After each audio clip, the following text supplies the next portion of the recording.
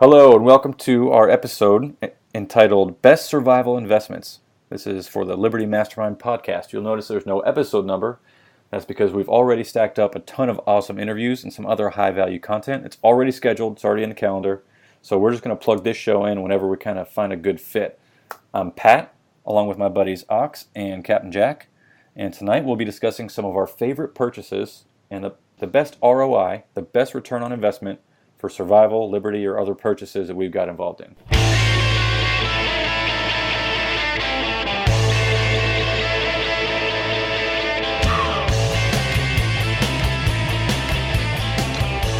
So tell me, Ox, what's going on at work?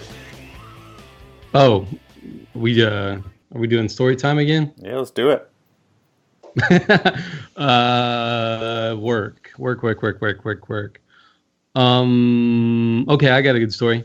So you guys know I work in mental health. One of my main payer sources, I won't say which one, but it's a government payer source. So you can kind of read into that some of my patients are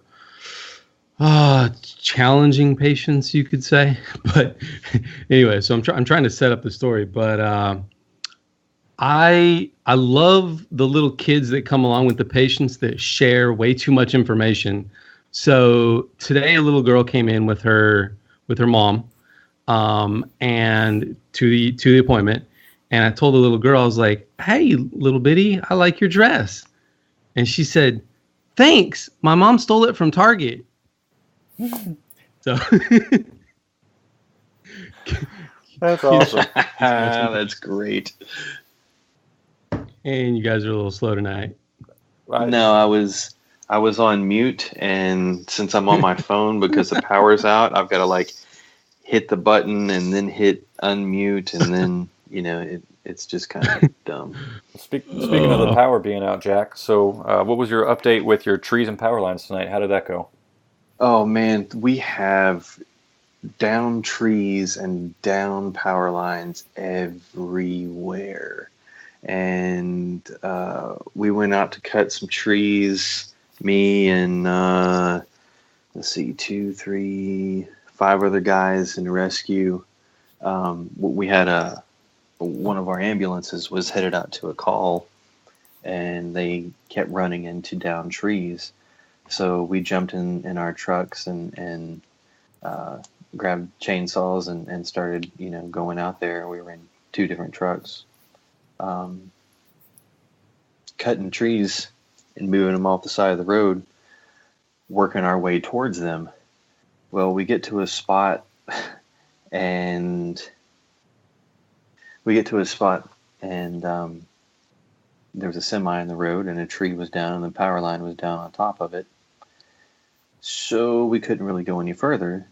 So we turned around and we're going to go down the side road, and we backtracked a little bit, and there was another tree down with a power line on it. So we were kind of trapped on the other side of that highway. So we found another side street or side road. I mean, we're way out in the middle of nowhere when this is going on.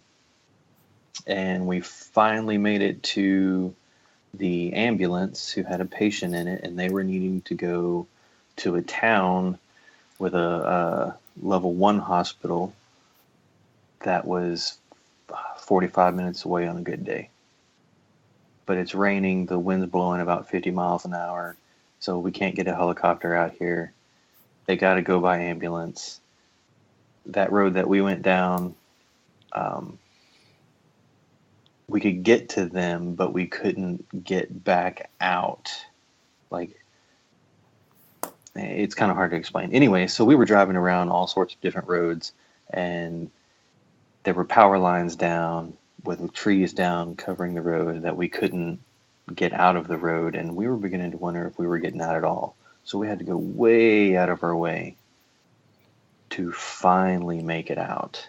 And still we had to cut several trees out of the way of the ambulance to get them out. But it took a while. We finally got out. Now I'm home, power's out. I got my nice little oil lamp sitting next to me, and I'm recording on my phone with you guys. Sweet. The only quick story I got from work is the military did not tell me if I'm being evacuated. They did not tell me if I'm not being evacuated. And the person that I report to, I told him, hey, I texted him and said, hey, about today, all the gas stations in my entire city are out of gas, and you want me to drive over an hour to get to work and over a huge bridge, and then into another city where they're out of gas. I said, I can't really make it there and back. And he said, oh, I'm already out of town. I have a house hours away from the station, so yeah, I'm already gone. So go ahead and text my boss and let her know what your situation is.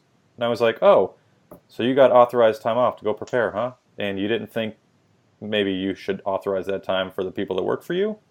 Interesting. And we're just office workers at this point. We're not in the deployable status. So I contacted his boss, so 2 steps up the ladder. And she said, long story short, she said, I understand the gas thing, but I'm not authorized to give you time off to prepare for the hurricane. So I texted her back and I said, so you want me to drive 2 hours total to and from work over a huge bridge with the little gas that I have in my tank and the option to not fill up if I'm in an emergency, and you want me to do that today and tomorrow and maybe not have gas through this whole storm? I said, you want me to do that just so I can come in, log into my computer, and or maybe paint a couple feet down a hallway, which is an ongoing project I'm doing because I'm injured. I said, you want me to do that and burn my gas before this big hurricane? She said, well, I understand the gas problem, but would you want to use some saved up vacation time? I'm like, am I fucking taking crazy pills here? So I texted her back and I said, no, I do not want to use vacation time. In the military, we have this thing called an alternate work site. We have something called comp days, where if you work on a weekend when you're not supposed to, maybe you get a free day off during the week. I said, call it whatever you want, but I'm not coming in. So she ended up saying, yeah, if you have some comp days saved up, I could maybe accept that. I said, great, well, you'll accept that then. I won't see you today or tomorrow. Bye. I hung up, took a screenshot of the text. Well, I didn't hang up, it was a text. Took a screenshot, saved it, put her on Do Not Disturb. Haven't talked to her until today. Very happy about that. So that was a long weekend. But that's the military that everybody knows and loves and kisses the ground that they walk on. They're so great. They save us. They're protecting us. They don't give a shit about anybody, including the people in the military. Rant over. Sorry, guys. Jack, I think you're up soon. It's all good, man. Okay, so my top 3 things. So originally I was going to do 3 things that I just kind of use every day. So I've got my ham radio, and I have several different types, but I've got a Bofang UV5R radio that I've had for, I don't know, 5 or 6 years, I guess. And this thing has been with me through every search and rescue I've been on.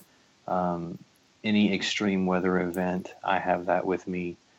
When I go way out into the mountains, after my county radio has reached its limit, I'll pull out my Bofang and I still get out.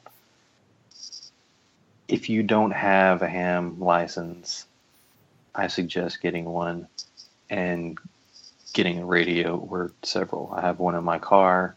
I have a couple of handhelds. It's definitely something that you need. How much? My second one. Sorry, Jack. How much would something like that run? So the UV5R radio runs about $25 to $30. That's it. They have a new one out. It's an 8-watt. It runs about $60. So you can get in really cheap. You can get your technician class ham license for $5 to $10. It's 30 questions. The license is good for 10 years. It's really a no-brainer. When you can't get out any other way, you can get out on a ham. Yeah. It's any other questions about ham radios? You said you have a handheld one that you keep on you? Yeah. Or is that something? This Bofang I take with me everywhere. I take it. I have pouches, on my backpacks that this goes on my day bag, on my 24-hour bag, my 72-hour bag. It goes with me everywhere. And I'm an idiot, so I'm really not familiar with this, which I guess is good for people in the audience that aren't familiar. So I'll help. Okay, thanks. So that's inbound and outbound traffic. So you can receive and transmit on that. Is that correct? Yes, and it's a dual band, so you can monitor 2 channels at the same time. It's pretty sweet. So right now, I have it right next to me right now, and I'm monitoring a local ham band that we have emergency communications net on for extreme weather like we're having right now. And then I'm also monitoring my rescue dispatch channel. So anything that comes out on either one of those, I'll get. And then it has a scan feature, has a radio on it, so you can listen to the radio if you want, and a flashlight on it. Yeah, it's good stuff. Awesome. So number 2. Number 2 would be my pocket knife. It is a zero tolerance 0301. This knife it's big, it's heavy, it cuts through everything. I've used it as a hammer. I've used it as brass knuckles. It's just an amazing knife. I beat the shit out of this thing, and it looks practically brand new. Awesome. Yeah, I love this knife. And those zero tolerance, they're kind of famous for having that big, thick, wide grip. Is that correct? Yeah, absolutely. I've got really big hands, so it fits well in my hand. And those are on the expensive side. Do you have a ballpark of? I can look it up and Google it here, but do you know what those run? I think they're all kind of $100 plus, right? About what? About $100 plus. Yeah, they're about $250. So they're entry level. When you start getting into high quality knives, they're still considered an entry level knife. Because some of the high quality knives will run you several $1,000s. $5,000, $6,000. So it's still considered an entry level knife. But man, this thing is just absolutely amazing. That's usually the brand that when I have military buddies that are retiring or leaving a unit, I'll go into my pocket and I'll get a zero tolerance knife, and either if I have time, I'll usually engrave it for them. And nice. those are great gift knives because they're still entry level, but they're a little on that higher end, which I like that stuff. Yeah, absolutely. And I guess my third thing was going to be my pistol, because I carry that everywhere I go. But I think tonight I'm going to change that to this little $5 oil lamp. This thing is amazing. I got it at Walmart, and a little bit of lamp oil with it. And dude, this is one of the best investments I've made in a long time. Like I can't even tell that I've used any oil, and it's been on. I left the house right at about dark, and it was on, and went and did all that stuff outside and around the county, and then came back, and it's still on and lights up the room great. You better have a fire extinguisher in your house. That's just common sense. But but yeah, this thing is awesome. Now, do you have? Love it. I don't remember seeing a picture of that one yet. But do you have is it like an old kind of antique thing, or do they make those every day at Walmart for cheapo, or should you buy a good one or a bad one? No, they just. I got 2 different kinds. I got a hurricane lamp. Mm-hmm. Looks kind of like one you would carry around with you outside. And that's so cool, like freaking Sleepy Hollow and shit. Yes, exactly. Except it's a little smaller. I got 2 of those, and I got this one right here. There's a picture of it that I text you guys to put into the show notes. And they're awesome. I highly recommend getting one of these. And, we've got battery-powered lanterns and flashlights and all that stuff too, but it's looking like we're not going to have power for probably a week or better. Oh, What? wow. Yeah, yeah. It is like the entire town when I came home was black. What? Holy cow! There's power nowhere right now. So Wow. And the winds are supposed to pick up a little bit more tonight, and then they're supposed to taper off around 4 o'clock tomorrow afternoon. So Jeez. yeah, you can sit here like I'm sitting here right now listening to trees pop in the background, and it's awesome. I can't believe that, man. That hurricane went freaking right over me, and my shutters barely flapped. I mean, but a couple times throughout the night, our power kind of fluttered for a minute, but I've had power this whole time. Yeah. Wow. I'm let's see, from the South Carolina coast, I'm probably 220 miles, and from the Florida coast, I'm 500 something miles away, maybe.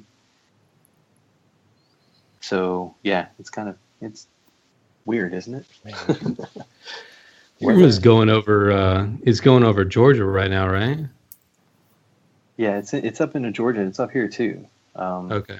The outer bands of it, I guess. I don't know. The wind kicked in around noon today, and it's progressively gotten stronger, and trees are just falling down like crazy.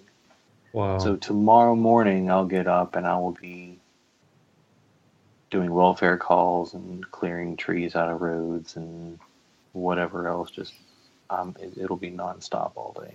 Jeez. Make sure you have your Wheaties when you get up and get rolling in the morning. Yeah, but we were actually making steaks and cream spinach when the power went off. So I got my backpacking stove out and finished cooking that on the backpacking stove, and then I left.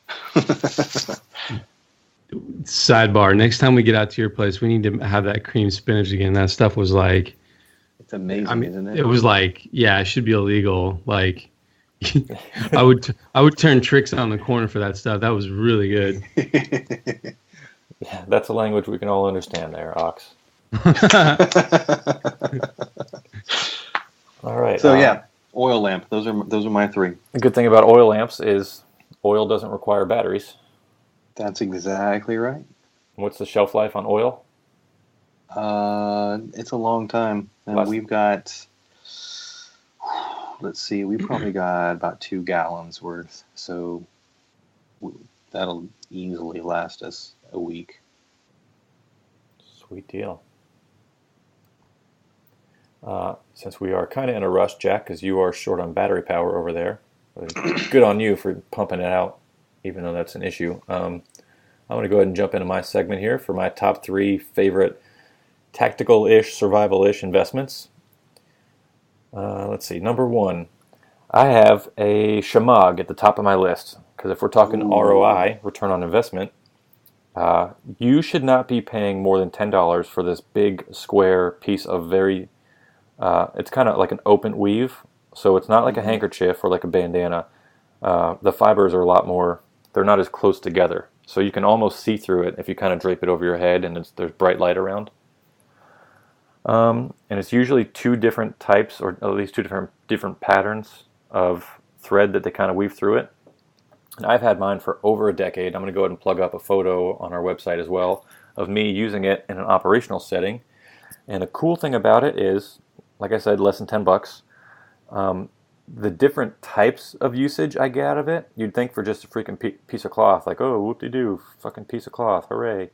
Because of the size of it. Oh, God, they're soft. The size is great. I've had it for over 10 years in the field, covered by all sorts of different,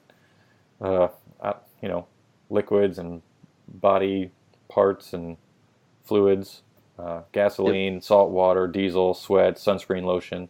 So here's some of the different uses, just some of the uses that I use it for. So I go to the shooting range. I wrap that thing around my neck, and I've never ever had a piece of brass go through that and hit my neck. So that's real nice if you do a lot of shooting, whether you're tactical or at the civilian range. I wouldn't show up at an indoor shooting range in my own stall with it on. I'd look like a fucking weirdo. But if you're out on a shooting line somewhere, especially military and law enforcement, it's a huge godsend because fucking brass sucks. Yes. I had a piece of brass hanging on my lip once in the shooting range. That was a quick wipe. So it keeps you hot. It keeps you cool when it's hot out, and especially if you have some cool water, or even if you have salt water next to you, just room temp. Just dip that thing in the water, wrap it around your neck, and man, that keeps your hot body cold. If it's cold out, it keeps the wind and the cold off your neck. I hate fucking putting sunscreen on my body, so I usually do like long sleeves and cover myself. So this shamag is great whether it's around my neck or my face, or one of my photos you're going to see is pretty cool on the website is me kind of using it as a sunblock, and a pretty cool backstory on that one we can share later. So use it as shade. I use it as a pillow. I wrap shit up in it like a fucking hobo bag. Like if I got a bunch of ammo, or if I got a bunch of small parts and I'm moving from one place to another, and I'm like, well, fuck, I got this on my kit. I pull it out of my little pouch, or I usually will tie it around one of the shoulder harnesses on my armor carrier if I'm wearing armor. Yep. So if I don't need it, it kind of just flaps behind me on one of my shoulders. So I'll tie shit up in it. I'll carry shit around with it. Use it as a pillow. I fucking wipe my nose with it. Wipe sweat off my face with it. The thing is freaking so versatile. And so the ROI is fucking through the roof. So it's kind of like my adult version of a child's blankie, I guess. I just fucking love having it around. Yeah, man. I love my shamag. I've had it for 7 or 8 years. And it goes with me on every wilderness rescue. It's great. I would not trade it for the world. It might be time to trade it in soon. It's got some rips in its frame, but man, am I going to keep this until it's on its last leg. Mm-hmm. Number 2, you guys might be surprised to hear this one. This comes more from a work environment. One of my favorite quotes you guys know ever is, "Oh, but these guys are government trained." Oh, well, God damn it. I wish you must not have worked for them then. So in my little police car, when I started doing law enforcement ops, I left the military, did local law enforcement. So on patrol, we have a laptop in our car. And there's a mapping system. So let me give you a fucking, hopefully 60-second rant on this work computer. So dispatch calls us, and we can hear their talking on through our little earpiece and in our car. So we're hearing dispatch tell us, okay, the people are doing this, they say this, they want this, they're at this location. I can hear that in my ear. But there's things that they don't say that you have to read kind of in a chat room on your police computer. So while you're out of your car and you're not looking at your computer, you'll miss a lot. So you have to go into your car and read the computer. And if you miss something, you can go back to the computer because they type everything they're saying, but they also type what they're not saying. So when you're speeding to a call, you'll see most cops, there's the initial policy when laptops were put into most police cars was you are not supposed to look at your computer and drive. That might still be a policy on the books, but we don't fucking adhere to that. Zero ever. So people have lost their lives over cops driving fast and trying to get information through their computer. So we already know that's a problem. So I had a solution. So there's also a mapping system, and since you only have one fucking screen on your computer, you have to go to the map to see where you're heading, and to see where you're... I use the map more, not to see where I'm going, but to see where my partners are at. So I want to arrive usually at a scene at the same time as my partner if I can. I don't want him to be there by himself, but I also don't want to show up way early and get, ambushed. So I use the map usually to see where my partners are at. But if you work in a police department like most people do, you don't get hired in a city you grew up in. You don't get hired at the first place you apply to. So often you're working in a city that you might not know the layout. So I click map on my way to a call, and the map opens up. Well, here's how it opens. It goes map, and then the word map disappears. And then the whole background goes gray. And then all the blue for all the waterways starts to literally like a speed motion drawing. So blue, blue, blue, blue, blue, blue, blue, blue, blue, all the water gets put in. Then black, black, black, black, black, black, black, black, all the roads get, it's like that slow. All the roads get put on. And then green, green, green, green, green for all the forests and state parks. And then orange for all the emergency stuff. And then slowly the police cars will start to appear on that map that are around you.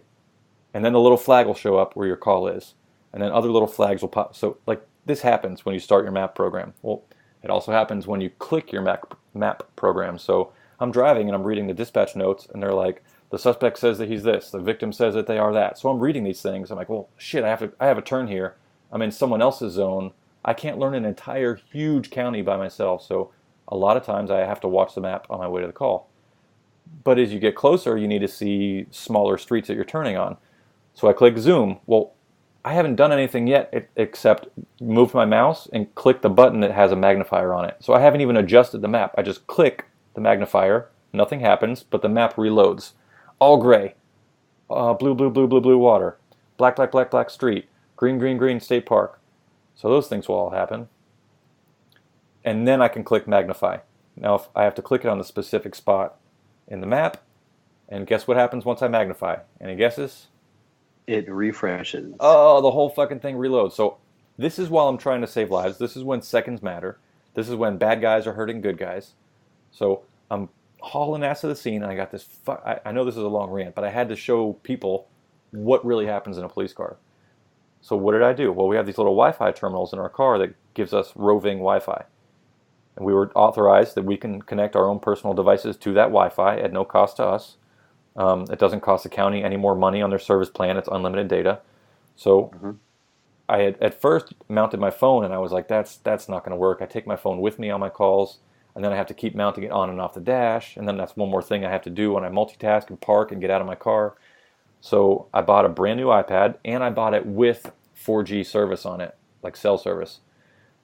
I use the Wi-Fi in my car on my iPad. I actually bought a little wire flexible arm mount that goes next to my laptop. So now I just keep my dispatch screen open on my computer. I have my iPad map always open on my, to the right of that. So I can always see a map and where I'm at on it with a little blue GPS ping. And even if we lose Wi-Fi, which we lose often, it'll be the middle of the night, you're on your way to a call, boom, all the computers shut down. Because once a month or so, they have to update them. And God forbid they fucking update them like one at a time or when you're off duty. Every fucking time, it seems. It's midnight shift, like on a Friday night when things are hot. Sorry, you're going to have to restart your computer. So I guess the public will just wait then. So I keep my map always open on my iPad, and the cool thing is it's fast as lightning. So I go, oh, let me scan over on my map, slide, oh, it's there. Oh, let me zoom in, pinch, oh, it's there. Sweet. So literally my iPad has saved lives because my fucking government computer can't hack it. It's garbage. So that one kind of came out of left field, but surprisingly, one of the best return on investments I've ever had is my iPad, not to mention all the crazy shit you do on it. And in the military, I started using an iPad heavily. I used to deploy with a huge suitcase, and I used to put like 12 to 20, like 1 to 2 dozen books in my suitcase. And we had kind of a deployable book club, which is why I do a lot of book reviews on my website. I fucking love reading. Except books are heavy as fuck, so I have to bring them with me when I deploy, and usually the first week or two of my deployment, I've read every book I bought. And then I have to bring them home. So it's just dead weight. So I switched over to my iPad on one of my deployments, and I was fucking in heaven. I could switch books left and right without kind of getting out of my rack and going to the bookshelf. I can save every book that I've read on there without taking up very much space. I can click define on a word that I don't understand because, all I did was fucking high school and public school. So basically, return on investment, huge for this iPad. And that is my number 2. Any questions, fellas? Holy crap. Yeah, I know. No, sir. So, Sorry. Number 3. In 2017, I think as a tactician, whether civilian or military or law enforcement, there is no fucking reason why in 2017 you shouldn't have if you concealed carry, which you should, I think, there's no fucking reason you shouldn't have a flashlight attached to your weapon even when you're concealed carry. That's my big statement. So not only that, but I'm going to say it's my holster and my concealed carry weapon and the light. Mostly it's having the light on it. But I mean, it's 2017, so every fucking company out there that does custom holsters, they'll build a platform for your pistol and an extra mag and a light. So I use a T-Rex Arms, what they call a sidecar appendix carry holster. I'll put some photos up on our website and a link to their website. So it's about $140. And the holster has 2 little belt clips, so it goes right kind of behind my belt buckle. Sorry, behind my belt buckle in my pants. I know my fucking mouth is moving faster than my brain, or vice versa. So I pop my little Glock 43 in there, and I have some extended mag magazine floor plates in there, so I can get a couple extra rounds in my magazine. And it's easier for me to carry a pistol and a flashlight on it and an extra mag in my appendix carry. It's more comfortable and easier and a smaller print under my shirt than carrying my full-size Glock 19 with only one magazine in it. So I am in love with this fucking thing. How much is the T-Rex? The T-Rex one is $140, and I think there's like a couple small extras you can add on, but I paid about $140. The only thing you need to know if you're listening to this and you're going to go over and buy from them, which I definitely recommend you do, the only thing you need to know is they have a very slow turnaround because everything there is custom color, custom fit, custom belt loops, custom light, and I wouldn't waste my... If you're worried about spending money on a holster and you're concealed carrying, you got to switch up your priorities. There has got to be a way you can squeeze $140 out of your paycheck, and I don't know, $50 to $100 on a quality Glock 43 light or whatever pistol you carry, a mounted, dedicated light. See, I've heard you say that many times, and I've never actually had a light on a pistol. And I carry, at least 2 flashlights with me. Most people do. So, I've never really even put much thought into it. But now that you've said that, I've started looking at it, and then I have to change my whole setup. And I have a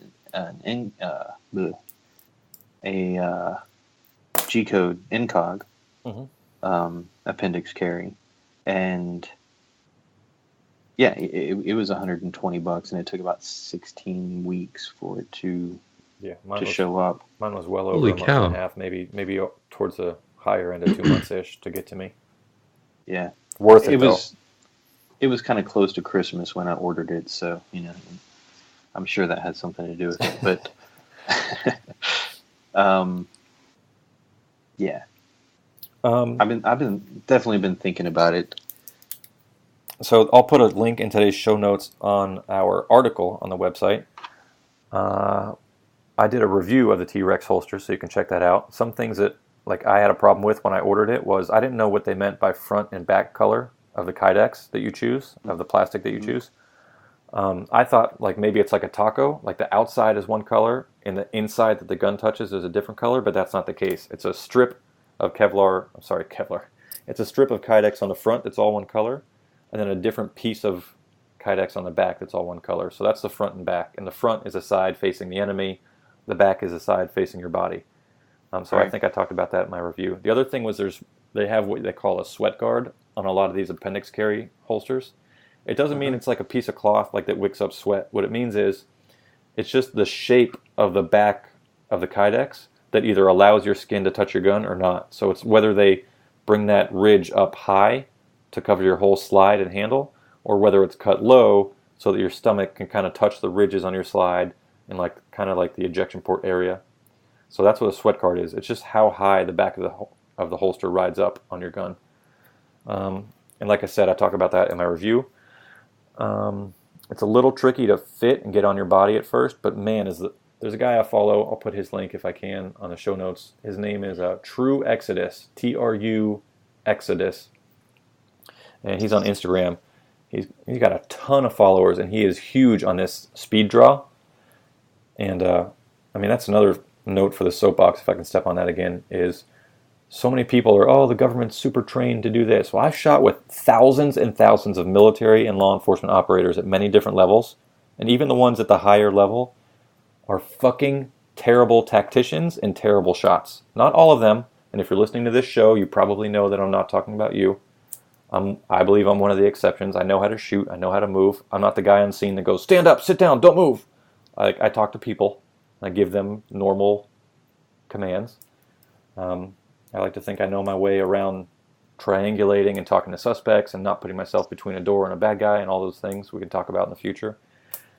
But man, so many people in government are not great shooters. And this fucking guy, True Exodus, is phenomenal. And maybe while he might not be able to immediately connect his training to law enforcement situations, maybe he can.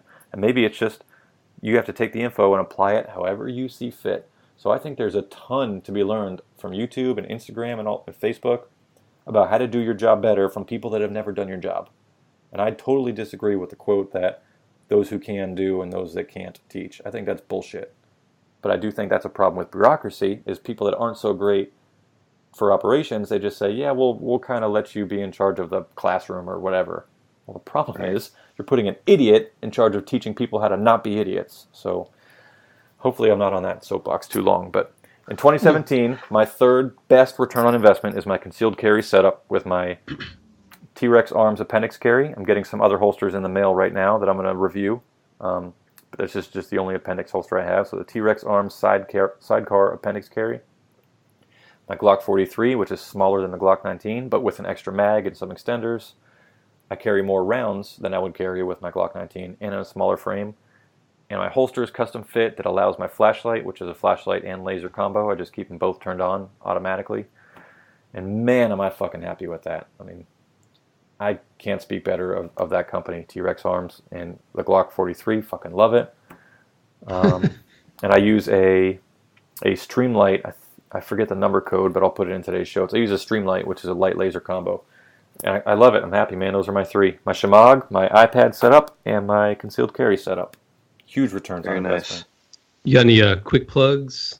Yeah, let me do a quick plug. So I already talked about my YouTube link with my T-Rex Arms sidecar review. And here's a quick plug that's kind of unrelated. I do a lot of book reviews, so go to my website and check out my review for a recent book, The Secrets of the FBI by Ronald Kessler. So that one recently published, and I think you guys are going to like that if you're into some liberty issues and if you're interested in military and law enforcement operations. While I don't believe everything this guy says in the book, and while I think some of it's made up, some of it's not, some of it might be truthful, some of it's not, some of it is even anti-liberty at parts, but some of it's not. I think it has a ton of great lockpicking stories, which I am super into, if you guys know that. So I actually used some chapters in that to teach portions of my course, and I got a pretty good review, so come check our website out, and I will put a link to my YouTube video on that in my article.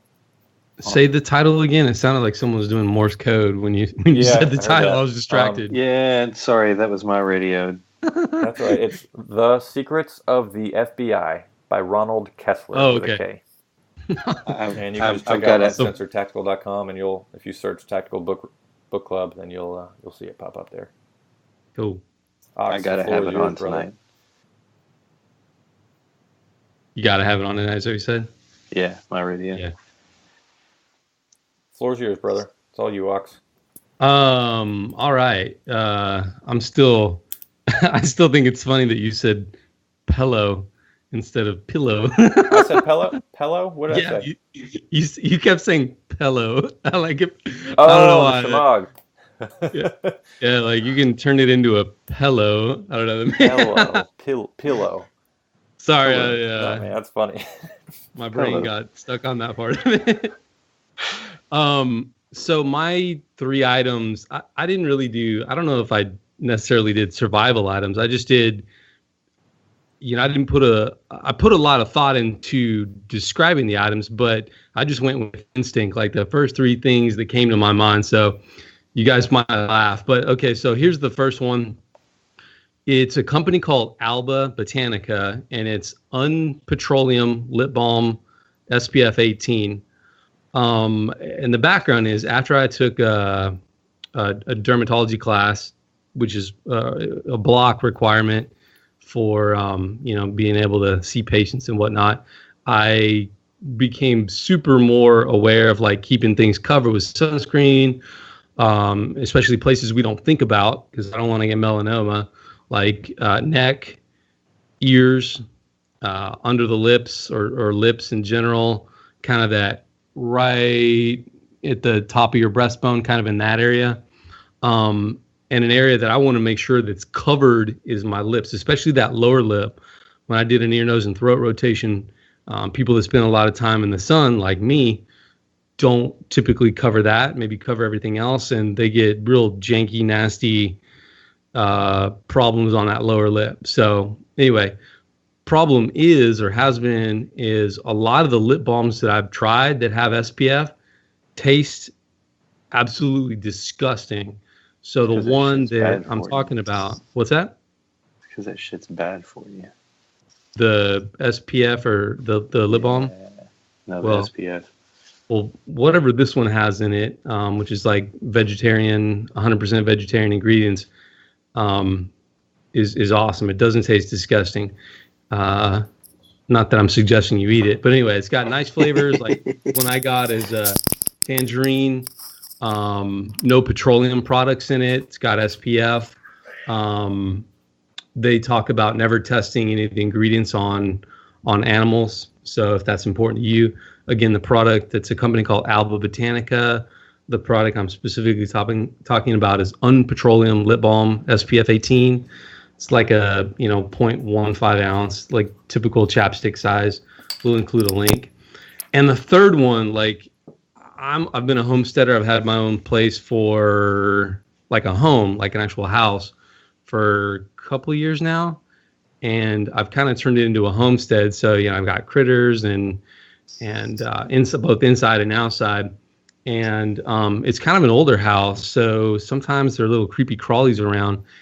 And they're called Catchmaster. The company's called Catchmaster. It's like a glue board. It's professional glue board. Mm-hmm. The title is really long, so it's kind of a mouthful. But they're basically glue boards, and they catch every type of critter you can imagine. And the stuff is fascinating. It's got to be made from, I don't know, some sort of like extraterrestrial goo substance or something. This stuff is like, it's super sticky. So if you have bugs, critters, creepy crawlies, mice, rats that are running around, even if you don't see them, they're there, then you need to get these. So a couple points, a couple takeaways, like warning, first off, if you have pets and your pets get on them, they're in trouble. How big do they make them? A typical handbook, it'd probably be like 6 inches by 5 inches or something like that. That's a typical board size. Because I was sleeping. Well, I guess I was laying in bed awake the other night, real late, and mm-hmm. I heard some shuffling around under in the crawl space under the house. Mm-hmm. Yeah. I was like, oh man, I got some sort of critter in there. And my crawl space is very, very small. Like I'm belly crawling and rubbing up against the boards up top. So I really don't want to crawl under there and try to find out what might be living under there, because it's not a big space to to get into a situation. Well, the cool thing is with these boards, they come in flat boards or kind of like a sheet of paper, and you can either leave it like that and peel off the protective cover so it exposes the sticky surface, or you can take the board when you get it and then fold it up into like a little, almost like a tube shape or like a brick shape. So the sticky stuff is on the inside of this brick shape, that has the ends open. And so that way, like little critters can crawl through the folded structure. But what you could do, what you're describing, you could just leave the sheets flat, peel back the protective cover, and just kind of lay them along the floor, whatever the crawl space, and right when whatever hits it gets on it, like that critter is not going anywhere. Again, you can fold them up or lay them flat. As long as you leave that little protective covering on, I actually take the boards and kind of cut them into whatever shapes I like. I might take the whole sheet and quarter it so I can sort of like precisely, cover areas of the floor or something like that. Uh-huh. You can do long strips. I've kind of done that. So you get these long like ribbon shapes, and they will hold rodents. Like, let me tell you, they will hold you. So they will hold rodents. In fact, I've set some up and completely forgot about them. And then, like my dog's ball rolls under a desk or something, and I go and I'm like, oh shit, there's a board there. And I look and it's got this mummified, mouse stuck to it or something like that. One of my guinea pigs got out one time and I was chasing him and he stepped on one of the boards, and bless his heart, he wasn't going anywhere. Optimum temperature for these little sticky boards between 50 and 110 Fahrenheit. They come pre-baited with this like synthetic peanut butter smell. So you're not supposed to have to bait the trap or the board, but you can if you want. Like I've done it where I just take the flat board, peel back the protective cover, and put a small piece of something like dry in the middle of the glue board, like a piece of cereal or something. So you want to put whatever your target animal eats, you want to put that right there in the middle if you're going to do it.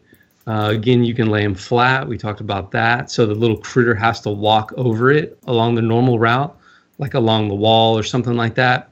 But just remember, if you step on it, it's game over. That baby is stuck to you.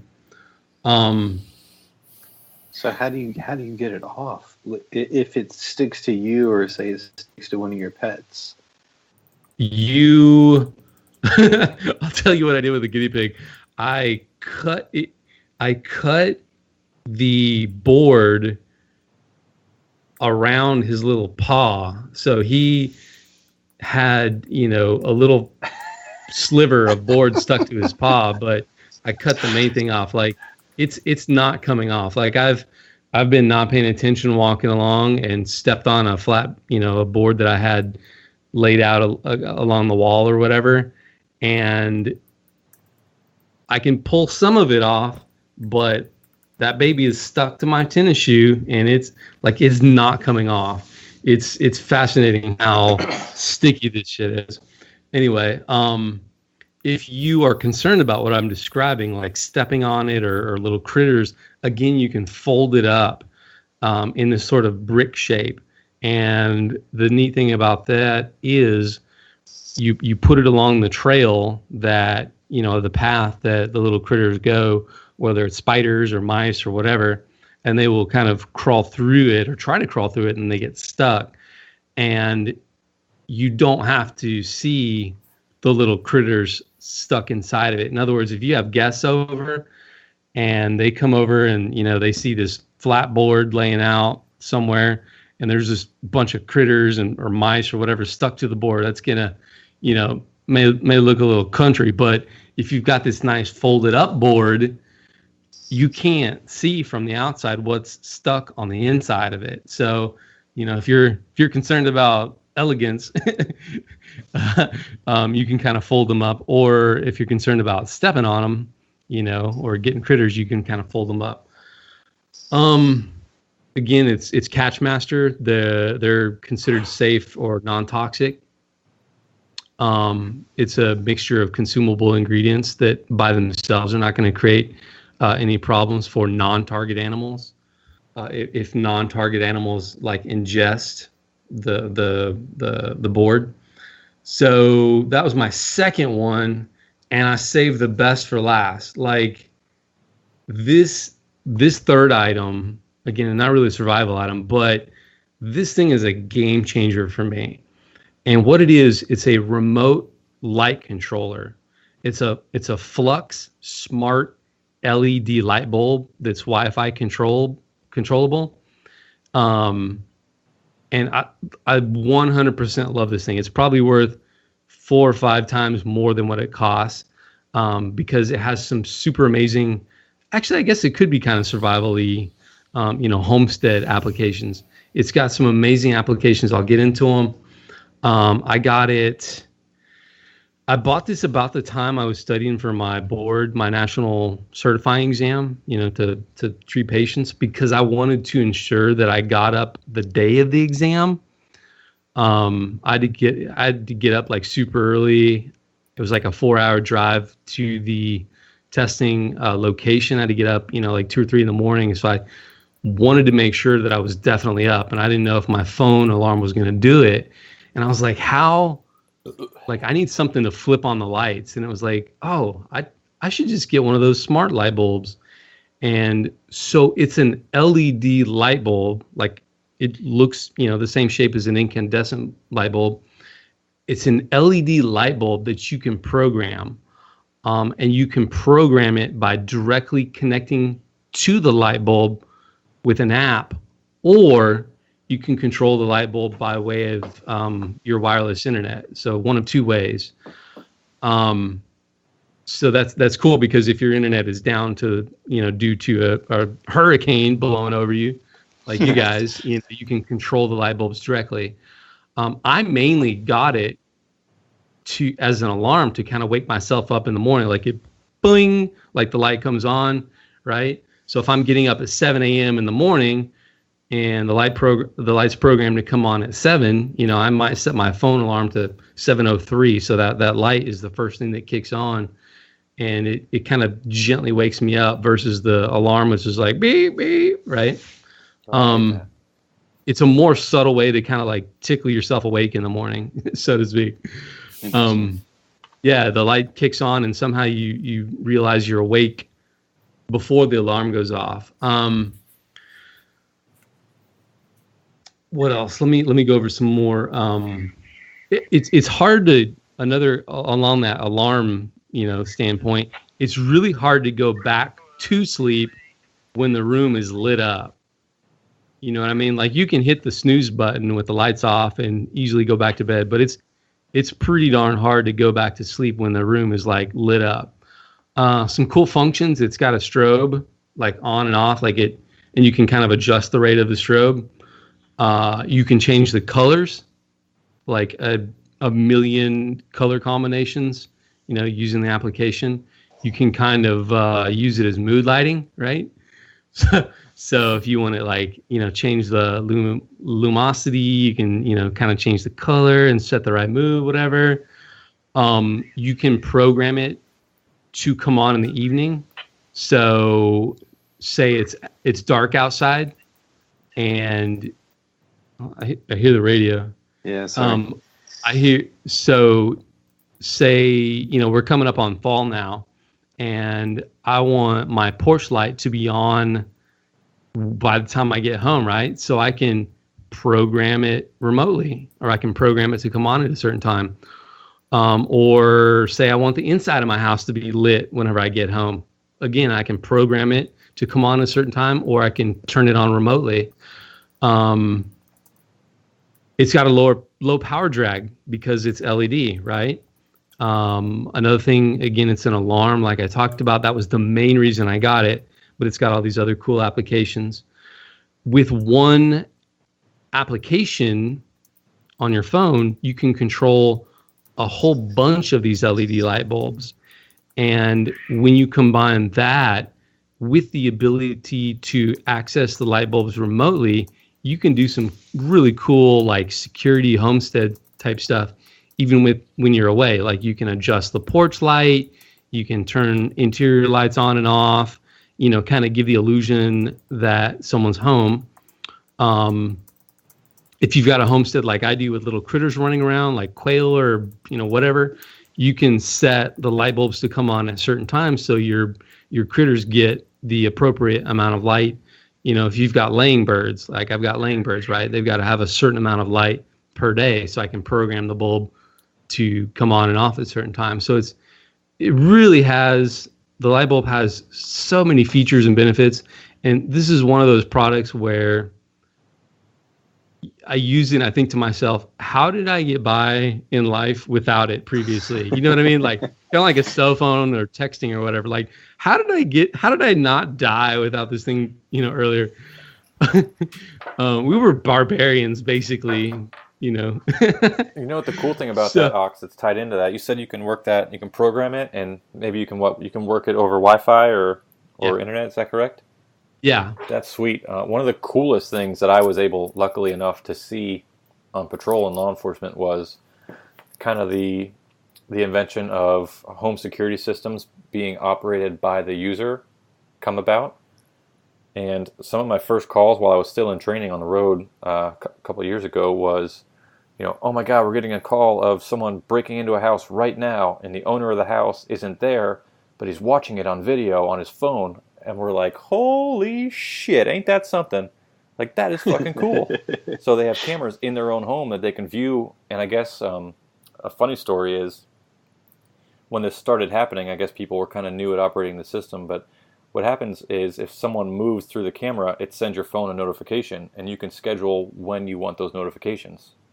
So a lot of people would like get a daily update of anything suspicious on their cameras. Well, I swear to God, fucking in 1 week, back to back, we had maybe a half dozen calls back to back that were all the same person's watching it on their tablet. And we're like, yes, this is what we signed up for. Actually going to scenes and getting actual bad guys, catching them in the act, and helping good people. I think that's a completely legitimate use of law enforcement. Yep. Mhm. So we show up on scene, and the owner is like standing outside the house, and he's like, they're in there, I can see them on camera. And so we do our best effort, and we kind of look through the windows, and we're like, wait a second, how do you think they got in? And they're like, well, I don't know. Well, the guy looks like this. He's got a white shirt on and jeans, and he's kind of balding. It's a white guy. And I'm like, okay, how old? They're like, in his 40s. And I'm like, okay, uh-huh. And I'm like, front door's not popped open. Back glass isn't shattered.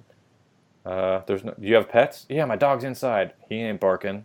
He's either dead or, doing his own thing. So I talked to the owner. I'm like, you know what? Let me see that tablet again for a second. So I look at the timestamp on the top of the screen, and it's like fucking 9 o'clock from the night before. He's walking in and out of his office, on his laptop doing work. I'm like, you motherfucker. I'm like, look at your fucking tablet. He's like, what are you talking about? I'm like, you see those numbers in the top? He's like, yeah. I'm like, that's a fucking timestamp, you idiot. That was last night. I'm like, were you in your house last night? He's like, yeah. So we had the same cookie cutter call over and over where the homeowner's like, oh, sorry, I guess that was just me on the camera. So what was happening was they'd get a notification on their phone a day later, and they would view it, and they would think that it's in progress, but what it was a video from the night before. So we had a bunch of those calls, which was cool, but what brought me to that was if you can control these lights, and if you have one of those security systems, how fucking badass would that be? Like Jason Bourne-ish or whatever, 007. So you see someone in your house that's not fucking supposed to be there, and you turn on every fucking light in the house, and you're like, boom, surprise. And you start changing the colors, and they're like, oh, fuck, I'm out of here. That would be pretty cool. You know what? I don't think I didn't keep the link, but I remember kind of like cruising through one of those tech sites one time, and I saw this. It was a quadcopter that you put in it was some sort of quadcopter, right? And you put it in your home, and you can access it remotely. So if you want to like turn the quadcopter on and have it cruise through your house to kind of like look around and see what the heck's going on. Oh shit! You put the headset, or I think it was an application on the phone, so I guess you're looking at the phone. But you send this quadcopter to like cruise through your house and see what's going on. You combine that quadcopter with this, sort of like camera system that you're describing. Man, that would be cool. Yeah, that's badass. Hell yeah! Have you heard of like law enforcement using quadcopters with a little like a front-facing camera and like sending them into situations to kind of like? I actually have in the military unit that I'm working for. One of the guys there is also a sheriff's deputy in the county that he works in, nearby to my military unit, and he said he is the head of their drone program, but not drone as in military drone with like launching missiles, but drone as in like a handheld thing that you hold up in the air and it flies away from your hand. He said they've used it on several violent people that were in like their own homes, but like specifically like a 2-story home where a lot of people leave their windows open. So they'd be talking on the phone and doing hostage negotiations with a crazy person or a bad guy, and they'd say on the phone, they'd say, okay, well, you should probably leave your master bedroom on the top floor in your blue T-shirt, and you should probably come downstairs and give yourself up. And they're like, holy shit, how did you know that? And they're like, well, look out your window, idiot. And they'd see a little RC drone floating up there. So I thought that was interesting. But I am concerned for the misuse of it, and he was too. But like most officers, he wasn't super switched on with individual liberty.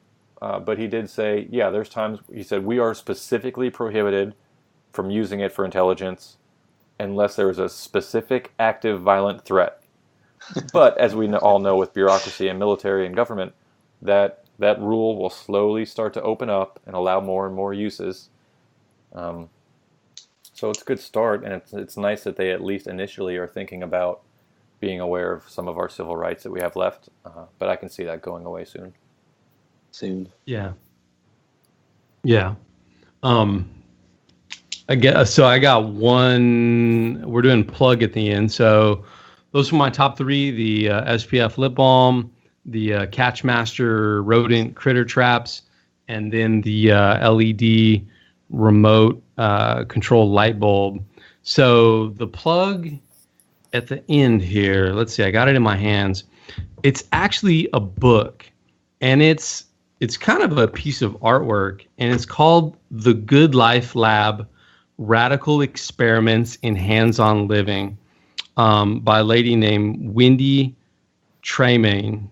I have no idea how to say her last name, but it's like... Oh, excuse me. Drinking beer. I was, Sorry, everybody. We can say swear words. I think we're allowed to burp. We only did. Ox just completely lost it. I was trying to think of some smart ass. Like I think we've only had one episode where you weren't having adult beverages, right? Yeah, was that the last we did Vin Armani, and I got fucking trashed. I ended up on the bathroom floor after that one. Jesus Christ, dude. And then we did what? I think we did Rayford Davis, the one after that. Yeah, that was the one where you were not stone sober, drinking coconut water and freaking Gatorade. Right. That was it. Like, I'm drinking coconut water. I'm getting a mani-pedi. Yeah, right. It was awesome. Sorry, Ox. So continue. So you did your 3 items, and you're talking about the rabbit hole book. What took you down the rabbit hole? Squirrel. So the book took me down the rabbit hole. The book is almost a piece of artwork. It's really put together well. I might have to snap a photo of the spine. It's really cool. But again, a lady named Wendy Tremaine. I don't know how to say her last name, but let me just read you what the description is on online, because it's way better than something I could put together. But it's tired of the high pressure life they led in New York City. Wendy and her husband Mike migrate to Truth or Consequences, New Mexico, where they build, invent, forage, and grow all they need for themselves. Full of quirky stories and imaginative illustrations, this inspiring memoir chronicles the off-the-grid adventures of the Tremaines, touchingly personal while also providing practical tutorials on making your own biofuel, building an efficient house, and gardening sustainably. The Good Life Lab will encourage you to chase your dreams of self-sufficiency. So again, this is like the starting point of me kind of going down the rabbit hole to self-sufficiency and self-reliance, growing things, fuel, kombucha, at-home yogurt, all that sort of thing. And ultimately, it led to, the podcast and the get-togethers and where we all met. So I think it's a really cool book, easy to read. Again, it's a piece of artwork. I think you'll really enjoy it. And that's my little plug. Sweet deal. Awesome. Segment 4, I think, is going to be a lightning round. So just off the top of our head, super short plugs. Anything that you guys can think of that is also a cool product or item that you can get a great return on investment for. So I'll throw one out. Stephen Harris's car-powered inverter setup. It's not a product that he owns or sells, but through his website, he has tons of info. We'll put a link up for that. So Hurricane Irma just hit, and I don't have a gas generator, but I do have a vehicle with tons of gas in it. And I do have an inverter that I just plug right into my freaking car battery, and it works kind of like a generator. I just fucking plug shit into it, and as long as I don't die from carbon monoxide, if I'm smart and not an idiot, it is a huge, huge prepper advantage, and it doesn't cost a lot of money. It costs, I'll double check the price, but I think around between $100 and $200 for this thing. What did you get? What size did you get? I got a 2,000 watt size, so he recommended about, I think, a 1,600 on his website, and we'll put his link for his audio podcasts on that. I got an 800. So Go ahead, Ox. And it was, or Jack, sorry. I got an 800 and it was like $50, and that'll run a refrigerator by itself. Oh wow, that's the main reason I got that. Yeah. so Right. So you that's what I'll be doing tomorrow. Is I'll be running the refrigerator for about an hour and the freezer for about an hour, oh and, cool. and keeping those topped off. I have in the fridge freezer in the kitchen. I have a not a thermal mass, I guess a cooling thermal mass. I don't know. I have bottles of water that I've frozen to help keep the freezer cool, and then in the upright freezer that we have, I have 2 water bricks that I put in there that are frozen and to help keep those cool. Speaking of Stephen Harris, I think he talked about, might have to go back and dig, although I don't know where I'd start looking. He talked about you can get this like real thick insulation, maybe at Home Depot, maybe at Lowe's, something like that, and you can attach it to the outside of like a freezer, and it will just add another layer of insulation and really, really help out. Does that sound familiar, you guys? Yeah. You guys remember hearing that? Okay. Yeah, I've heard something like that. I don't remember the brand or whatever, but that might help, extend the life as those things cycle on and off.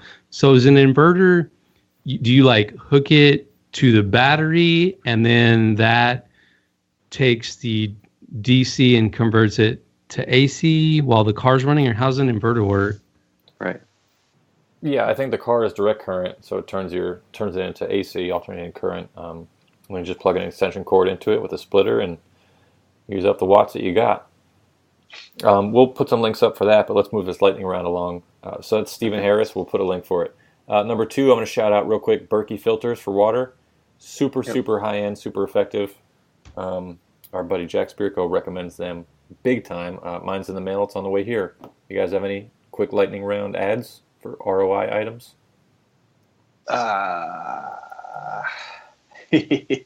I'll throw another one up. So shitty, cheap flashlights. I did a recent YouTube video that I'll plug up on the website.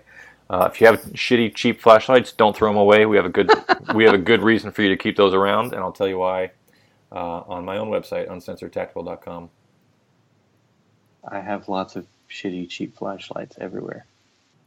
Super. Now I need to see this video. It's my most recent YouTube release.